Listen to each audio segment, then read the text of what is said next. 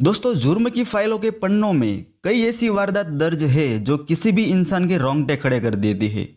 ऐसी ही एक दास्तान 7 साल पहले भोपाल से सामने आई थी, जहां एक सिरफिरे आशिक ने अपनी प्रेमिका का मर्डर करने के बाद उसकी लाश को अपने बेडरूम में दफन कर दिया था और वो उसी बेडरूम में सोया करता था।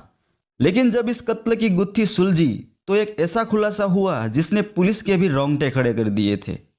तो आइए जानते हैं उस सिरफिरे आशिक की पूरी कहानी क्या है। पश्चिम बंगाल के बांकुरा की रहने वाली आकांक्षा उर्फ श्वेता दिखने में बेहद ही खूबसूरत थी और दिलकश भी। वो काफी मिलनसार लड़की थी। उसी साल यानी 2007 में सोशल मीडिया के जरिए उसकी मुलाकात उदयन नाम के एक लड़के से होती है और दोनों की दोस्ती कब प्यार में बदल जाती है ये पता ही नहीं चलता। सोशल मीडिया से शुरू होकर यह रिश्ता मुलाकातों और लंबी बातों में बदल गया और यूं ही ये सिलसिला 7 साल तक चलता रहा। आकांक्षा तो मानो उदयन के प्यार में पागल ही हो चुकी थी। वो उसे किसी भी कीमत पर खोना नहीं चाहती थी, लिहाजा उसने अपनी जिंदगी में एक बड़ा फैसला भी लिया।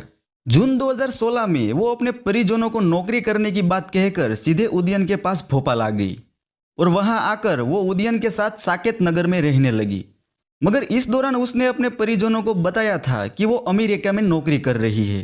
परिवार वाले उसकी बात से खुश थे। उन्हें लग रहा था कि आकांक्षा को बड़ी सफलता मिल गई है, लेकिन उन्हें इस बात का बिल्कुल भी अंदाजा नहीं था कि उनकी बेटी के साथ क्या होने वाला था। और एक दिन अचानक ही आकांक्षा की अपने परिवार वालों से बात होनी बंद हो गई। घर वालों ने काफी कोशिश की लेकिन कुछ पता नहीं चला। इसके बाद आकांक्षा के भाई ने उसका नंबर ट्रेस कराया तो उसकी लोकेशन भोपाल में निकली।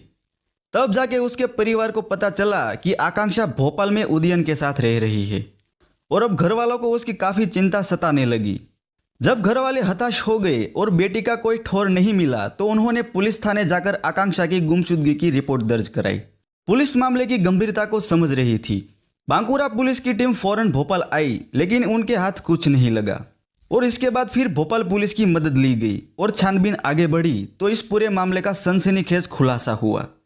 पुलिस को जांच पड़ताल के दौरान पता चला कि उदयन ने अपनी गर्लफ्रेंड आकांक्षा की हत्या कर दी थी और उसकी लाश को अपने घर के बेडरूम में गाड़ दिया था और ऊपर से बकायदा उसने फर्श करा दिया था। पुलिस ने उसे पकड़कर उसी की निशानदेही पर लाश के अवशेष बरामद किए। बांकुरा पुलिस ने आरोपी उदयन के खिलाफ 30 अप्रैल 2017 को केस डायरी समेत करीब 600 पेज की चार्जशीट अदालत में पेश की थी।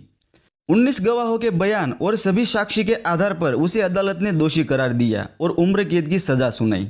इसी जांच में पता चला कि उदयन केवल अपनी प्रेमिका का कातिल नहीं था, बल्कि उसने साल 2010 में अपने माता पिता की निर्मम हत्या कर दी थी और दोनों के शवों को उसने घर के ही गार्डन में दफन कर दिया था।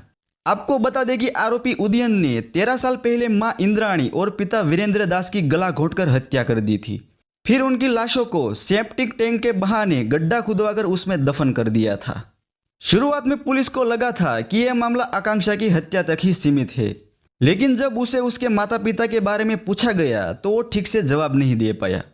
ऐसे में पुलिस को संदेह हुआ और फिर पूछताछ में उसने जो खुलासा किया उससे हर किसी के होश उड़ गए।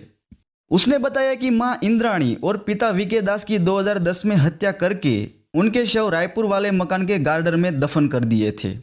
पहले उसने पुलिस से झूठ बोला था कि मां अमेरिका में रहती है, जबकि पापा की बीमारी से मौत हो चुकी है, जबकि उसने पहले ही उनके सगे मां और पिता की हत्या कर दी थी। और इतना ही नहीं, बल्कि उनकी मौत के बाद फर्जी दस्तावेजों से 7 साल तक मां के नाम की पेंशन लेता रहा। फिर बाद में मकान बेचकर भोपाल में रहने लगा था। बंगाल के बांकुड़ा की फास्ट ट्रैक कोर्ट ने उसे उम्र कैद की सजा 2020 में सुनाई थी।